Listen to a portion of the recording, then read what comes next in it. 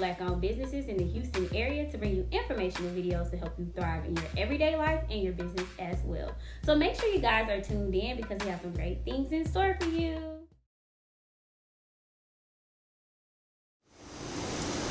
What's going on, Black Bookers, and welcome to another episode of Black Book Academy.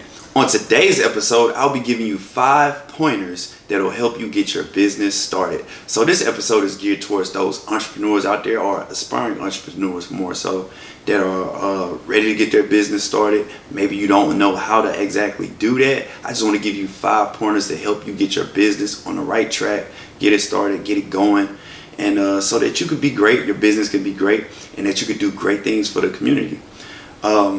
If you already have a business, you can still tune into this episode. Maybe you could pick up some pointers as well, learn something new, or even just share this information. So, as we know, entrepreneurship can be a very fulfilling journey if done correctly.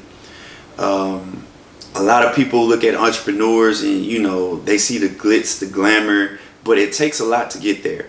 So what I want to do is I just want to hit these 5 points to show you different methods or different tips and pointers that'll help you reach the success that you so desire, or the success that you see in a lot of different entrepreneurs. The first thing is, I always preach this: if you fail to plan, you plan to fail. So the first thing is, make sure you have a business plan. A business plan is very important because your business plan outlines your vision for your business. And a lot of times we think, okay, we have these creative ideas that are flowing through our brains and we want to just go out there and start our business. But without a business plan, your business will more than likely fail because you haven't written out your vision on paper. You have to see the vision. You know what I mean? Make it plain, make it clear, make it whole, make it complete.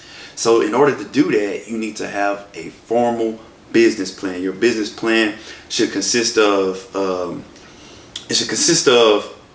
your executive summary. It should show your advantages, disadvantages, your strengths, your weaknesses, your opportunities that are there. The time that it's going to take in order for you to reach certain goals and milestones for your business. So having that business plan, having all of that stuff written out, it allows you to be a better business because, and one thing I also want to say about your business plan should change over time. It's a live item. It's a live business plan. It's a living business plan. So it should change as you reach certain goals, certain milestones, and things of that nature, because time is always changing. So you always want to keep your business plan up to date and always utilize that business plan to make sure that you are reaching the goals that you set out for your business so that your business can be great. So have that business plan. You could do research on business plans to see what all is in there, what all is included in one, but make sure before you get started with your business that you have a business plan. Next, I want to talk about your budget, right? A lot of times when people start businesses, they think, okay, I need to be cheap. Being cheap can sometimes be very detrimental to your business. I'm not saying don't be cheap, but what I am saying is don't be too cheap.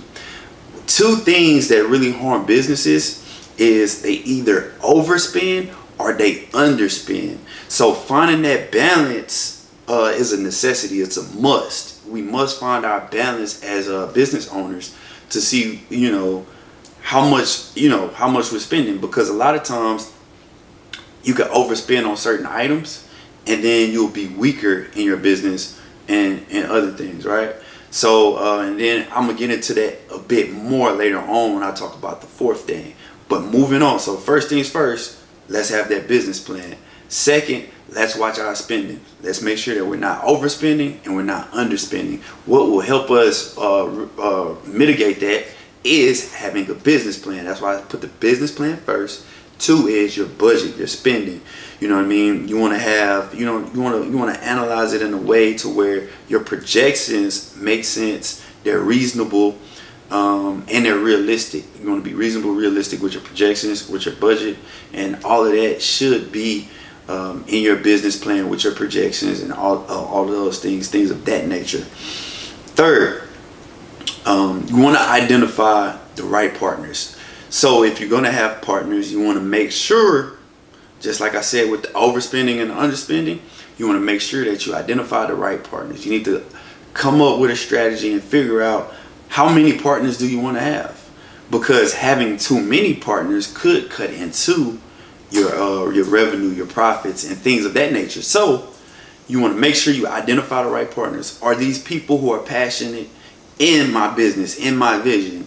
Do we have the same goals? Do we have the same aspirations? Or are they trying to leech off of me? Because you do have people out there who will try to leech off of you. They will see that you have a great business idea and they will want to be a part of that, only to feel entitled to your success over time. So make sure you identify the right partners, because partnerships are crucial. Not identifying the right partners, it can be very chaotic. And when I mean chaotic, it can be very chaotic.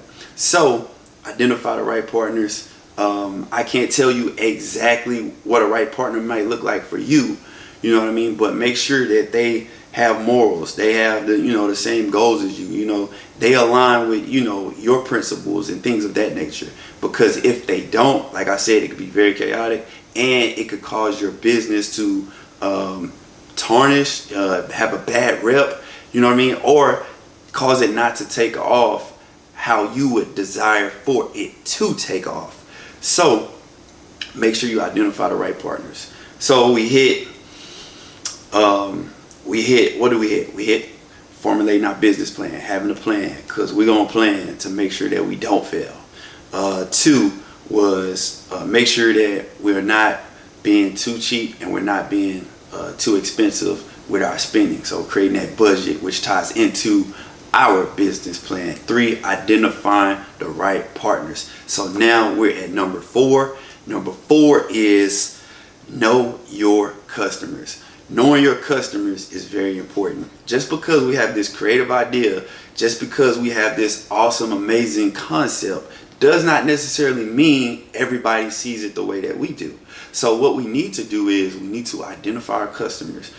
Make sure that what it is that we're trying to sell is something that is needed, something that people are going to buy or people are going to use, things of that nature. And you could do that with having a test group or a beta group. One of the things that we did with Black Book Houston, for instance, right? We started last year, August 1st of 2019. When we started it based off of what we thought was going to be a great idea, right? So my wife had this idea after Black Restaurant Week, finding out that Lucille's was Black owned. She didn't know it was Black owned. And she was just like, wow, if I didn't know Lucille's was Black owned, how many people don't know about my business, Sweetie Sweets? How about I create a platform that's geared towards bringing more exposure to Black owned businesses? As cool as that sounds, as awesome as that sounds, we still had to sit there and say, hey, look, is that cool to our customer base? Are people going to gravitate to it? So you know what we did? We did this for you guys. We made sure everything that we did was completely free for an entire year.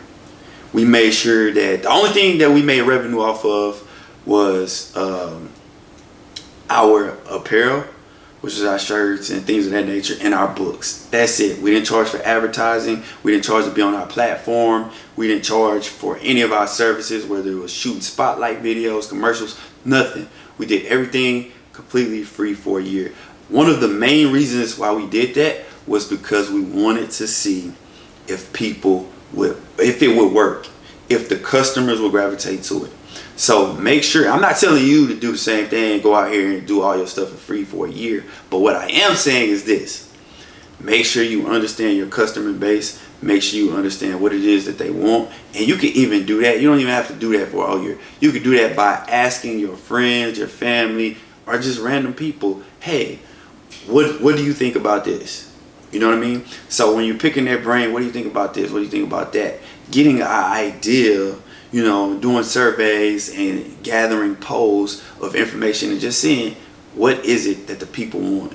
Do they really like, my concept, whether it's shoes, whether it's, hairstyling, whether it's, being a massage therapist, whatever it is, do the people enjoy it? So we talked about business plan. We talked about having a budget, which ties into that business plan. We talked about identifying the right partners. We talked about understanding our consumer base. The last thing, number five. Don't, whatever you do, do not be cheap. Do not be frugal.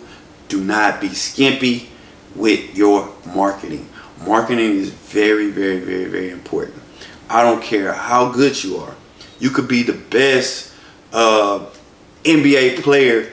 You could be the best basketball player in the world and not make it to the NBA just simply because you wasn't marketed right.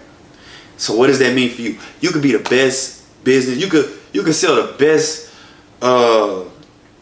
You could sell the best ice cream in the world. The best ice cream in the world. But if the people don't know that you sell the best ice cream in the world, guess what? They'll never shop from you. So marketing is very important.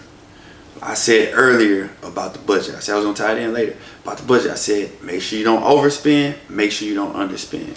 But what I will say is this. There's different formulas out there. Some people put 30% of their gross revenue towards marketing. Some do 40. Whatever it is that you decide to do, make sure you put a good amount of money towards your marketing. Marketing is very important. Like I said, if people can't find you, how are they going to shop from you? And if you're looking for marketing opportunities, you can always come to Black Book Houston. We help get your name out there. We have thousands of people who visit our website. So there's tons and tons of traction on our site, on our platforms, whether it's Instagram, Facebook, our actual Google searches, Google hits, and all that kind of stuff. We have the analytics. Make sure, not even just with us, make sure you're taking advantage of all of these different marketing opportunities. You know what I mean? We was on the news. I've seen some of my clients on the news. We've been on billboards. We've been on 97 on the box. We've been on radio stations. We've been on all these different podcasts, all these different radio shows, all this stuff. Take marketing serious, because the more that your name is out there, the more that people know about you, the more people will shop from your business. So take marketing serious.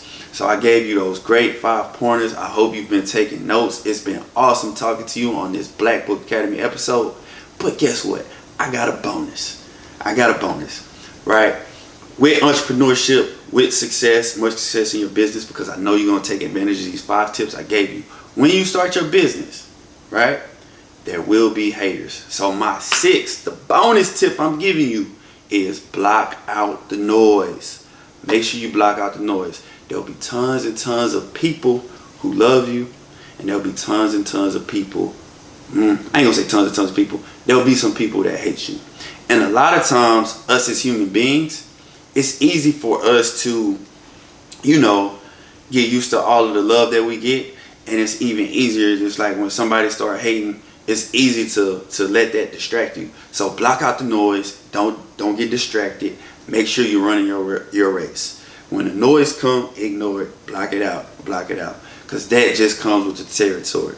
So make sure you're taking advantage of all of these different tips. You're doing your best with your business and making sure that you're going to be successful. And when you reach that success, and even before you reach that success, there'll be noise.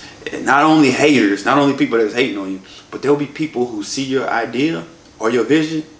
Well, I'll say this, they won't see it. They won't understand it. And they'll tell you it's something that you can't do. But if it's something that you're passionate about, something that you really believe, and something that you want to see get done, I'm telling you, you have the capabilities of doing it. Make sure you follow that outline and block out the noise. People will tell you all the time, oh man, I don't think that'll work. Oh man, I don't think you could do this. I don't think you could do that. If it's something in your heart that you feel like that you're supposed to be doing, this is your divine purpose, block out the noise. Don't let anybody deter you from doing it. But also, consider advice, but block out the noise. Anything that's hateful, anything that's not of love, block it out. You know what I mean? It's been great talking to you guys. I hope you enjoyed this episode of Black Book Academy. Make sure you comment, like, share, and peace out. And see you at the top. Thank you.